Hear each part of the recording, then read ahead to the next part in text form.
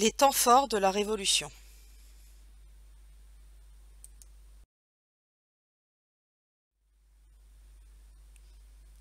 Le 5 mai 1789 s'ouvrent les États généraux. Y participent le roi ainsi que les représentants des trois ordres, la noblesse, le clergé et le tiers-état.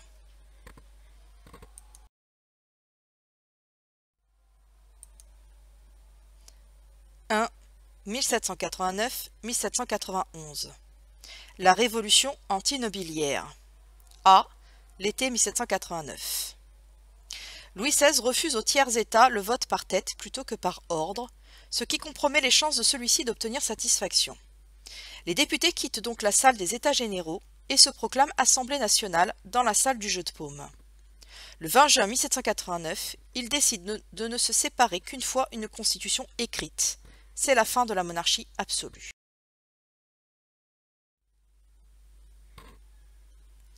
Parallèlement, afin d'éviter que la population fasse pression sur les députés et pour éviter les débordements, Louis XVI fait encercler Paris par l'armée. Le peuple parisien, effrayé, attaque la Bastille afin de se procurer de la poudre. Il met ainsi à bas un des symboles de l'arbitraire royal. En province, la rumeur fait craindre des attaques de brigands. Les paysans attaquent les châteaux et brûlent les registres des droits seigneuriaux. C'est la grande peur qui conduit les ordres privilégiés à renoncer dans la nuit du 4 août à leurs droits seigneuriaux. C'est la fin de la société d'Ancien Régime.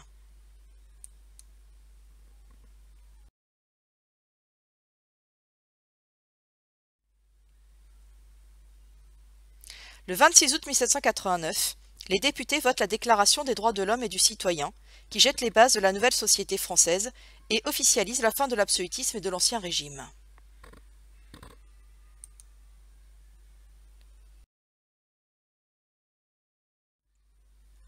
B. Le 14 juillet 1790, la fête de la Fédération. Un an après la prise de la Bastille est organisée une grande fête afin de célébrer l'union de la nation. Louis XVI y prête serment de fidélité à la future Constitution. Le peuple est alors encore attaché à la monarchie française.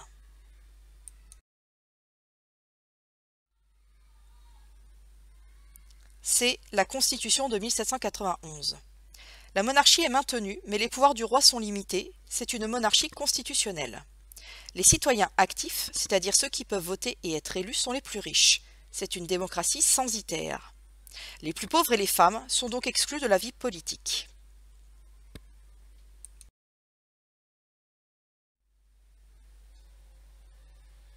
La monarchie est donc maintenue, bien que la fuite du roi et sa capture à Varennes ait jeté le doute quant à son attachement à la Constitution. Les principales revendications du tiers-état, formulées dans les cahiers de doléances, ont été satisfaites. La noblesse a perdu ses privilèges et semble la grande perdante de cette première période. Et pourtant la révolution continue, car certains groupes ne sont pas satisfaits, les nobles bien sûr, mais également les plus pauvres, qu'on appelle les sans-culottes, sans parler des femmes.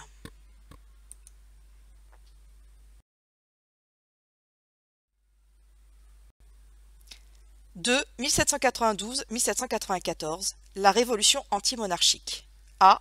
La France menacée. Louis XVI a perdu la confiance de son peuple et les caricatures du roi cochon se répandent rapidement.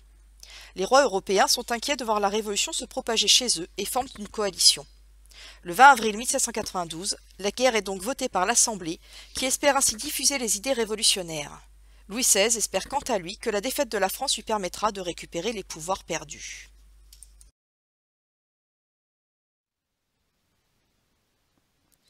Le 25 juillet 1792, le manifeste du duc de Brunswick met le feu aux poudres. Il menace de raser Paris si le moindre mal est fait à la famille royale. Cette annonce provoque la prise des Tuileries où réside le roi le 10 août 1792. C'est à cette occasion qu'est chantée pour la première fois la Marseillaise. Les révolutionnaires découvrent alors la correspondance de Louis XVI et la preuve de sa trahison. Le 20 septembre 1792, la victoire de Valmy permet de stopper l'avancée ennemie et la République est proclamée dans la foulée le 22 septembre. C'est la fin de la monarchie.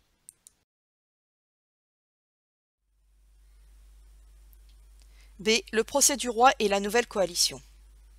Le roi est jugé pour trahison par l'Assemblée nationale. C'est un procès politique qui conduit à son exécution le 21 janvier 1793. Cette annonce provoque une nouvelle coalition européenne contre la France et le soulèvement des royalistes en Vendée. C'est la contre-révolution.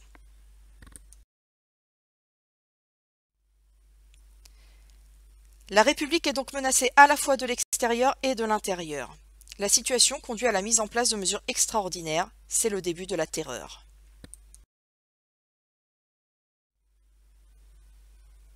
C'est la terreur. Robespierre, à la tête du comité de salut public, prend des mesures exceptionnelles pour combattre les ennemis de la République.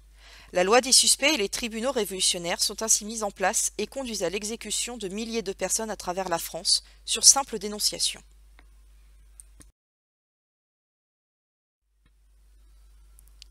Le 27 juillet 1794, appelé aussi 9 Thermidor, c'est finalement Robespierre lui-même qui est arrêté puis exécuté. Parallèlement, la France remporte la victoire contre la coalition, notamment grâce à un général corse, le général Bonaparte. La République est donc sauvée et c'est la fin de la terreur. La Révolution pourrait de nouveau s'arrêter là, et pourtant elle se poursuit encore.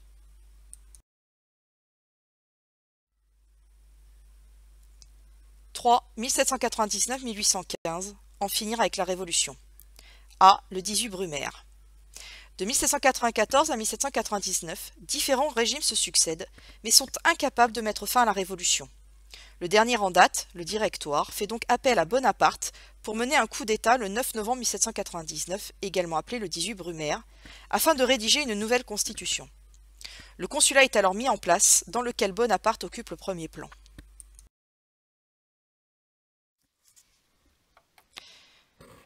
Bonaparte veut mettre fin aux querelles entre les Français. Pour cela, il signe en 1801 le Concordat, qui accorde la liberté de culte, mais fait du catholicisme la religion de la majorité des Français. La paix d'Amiens en 1802 met fin à la guerre pour la première fois depuis 1792. Bonaparte accorde également le pardon aux nobles qui avaient rejoint les armées ennemies.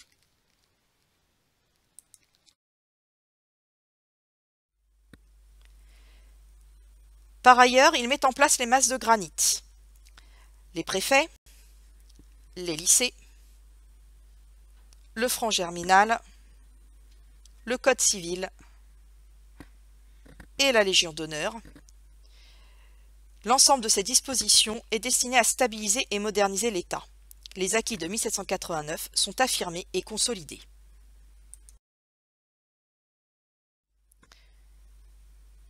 C'est 1804-1815, le Premier Empire. Le 2 décembre 1804, suite à un plébiscite, Bonaparte se fait sacrer Napoléon Ier, empereur des Français. Dès lors commence la mise en place d'un régime autoritaire.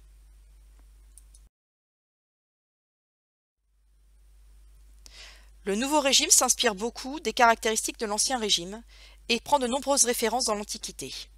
Certaines libertés acquises pendant la Révolution sont limitées, liberté de la presse notamment. Enfin, la guerre reprend dès 1803, et ce jusqu'à la défaite de Waterloo en 1815.